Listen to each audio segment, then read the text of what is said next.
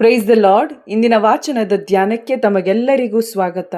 ನಿಮ್ಮ ಮನಸ್ಸಿನಲ್ಲಿ ಸಂಶಯವೇಕೆ? ನನ್ನ ಕೈಗಳನ್ನು ನನ್ನ ಕಾಲುಗಳನ್ನು ನೋಡಿ ನಾನೇ ಅಲ್ಲವೇ?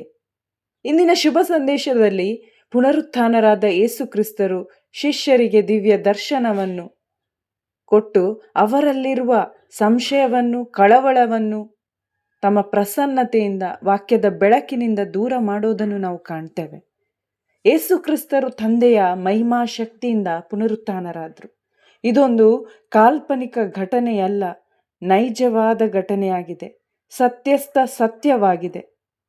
ಅದಕ್ಕಾಗಿ ಪುನರುತ್ಥಾನರಾದ ಕ್ರಿಸ್ತ ಯೇಸು ಅಲ್ಲಿರುವ ಶಿಷ್ಯರಿಗೆ ತಮ್ಮ ಕೈ ಕಾಲುಗಳನ್ನು ತೋರಿಸಿದ್ರು. ಅವರ ಎದುರಿಗೆ ಹುರಿದ ಮೀನನ್ನು ತಿಂದರು.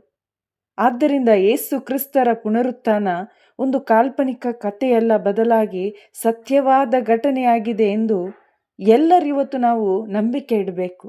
ಪುನರುತ್ಥಾನರಾದ ಯೇಸುವಲ್ಲಿ ನಮ್ಮ ರಕ್ಷಣೆಯು ನಿಶ್ಚಿತವಾಗಿದೆ.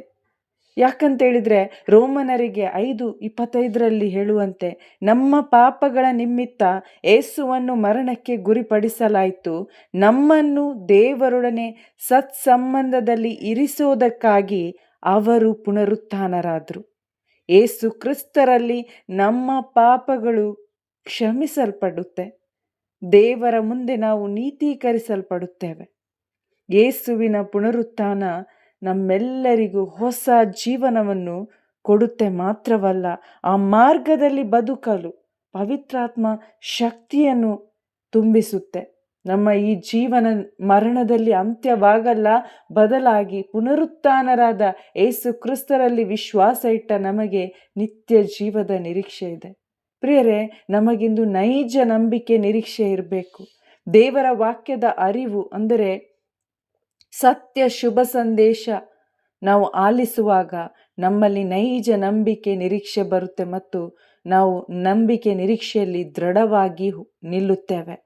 ಅದಕ್ಕಾಗಿ ಯೇಸು ಕ್ರಿಸ್ತರು ನಾವು ನೋಡ್ತೇವೆ, ಆ ಶಿಷ್ಯರಿಗೆ ದರ್ಶನ ಕೊಟ್ಟು ಆ ಪವಿತ್ರ ಗ್ರಂಥವನ್ನು ಅರ್ಥ ಮಾಡಿಕೊಳ್ಳುವಂತೆ ಅವರ ಬುದ್ಧಿಯನ್ನು ವಿಕಾಸಗೊಳಿಸಿದ್ರು.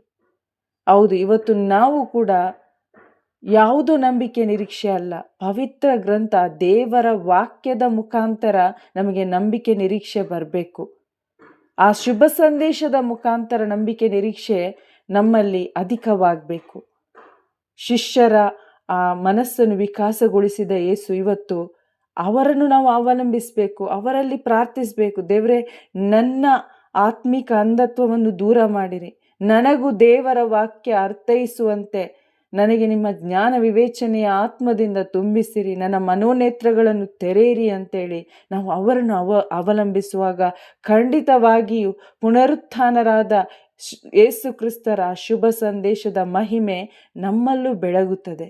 ನಮಗೂ ಈ ಸತ್ಯ ಮನವರಿಕೆ ಆಗುತ್ತೆ ಮತ್ತು ನಾವು ಕೂಡ ಸತ್ಯ ಶುಭ ಸಂದೇಶವನ್ನು ಹೊತ್ತು ಸಾಗುವ ಸಾಧನಗಳಾಗುತ್ತೇವೆ.